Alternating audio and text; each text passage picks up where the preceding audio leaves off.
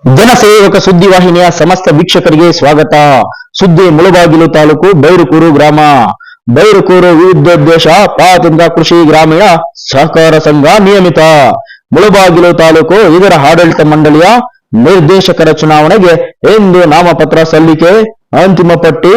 ಚುನಾವಣಾ ಕಣದಲ್ಲಿ ಅಂತಿಮವಾಗಿ ಸ್ಪರ್ಧೆಗಿಳಿರುವ ಅಭ್ಯರ್ಥಿಗಳಿಗೆ ಚುನಾವಣಾ ಅಧಿಕಾರಿ ರಿಟರ್ನ್ ಅಧಿಕಾರಿ ಶಿವಶಂಕರ್ ಹಾಗೂ ಸಂಘದ ಕಾರ್ಯದರ್ಶಿ ನಾಗರಾಜ್ ನೇತೃತ್ವದಲ್ಲಿ ಅಭ್ಯರ್ಥಿಗಳಿಗೆ ಚಿಹ್ನೆಯನ್ನು ಸೂಚಿಸುವ ಮೂಲಕ ಚುನಾವಣೆಗೆ ಮುಂದಿನ ಸ್ಪರ್ಧೆಯನ್ನು ಸುಗಮಗೊಳಿಸಿದರು.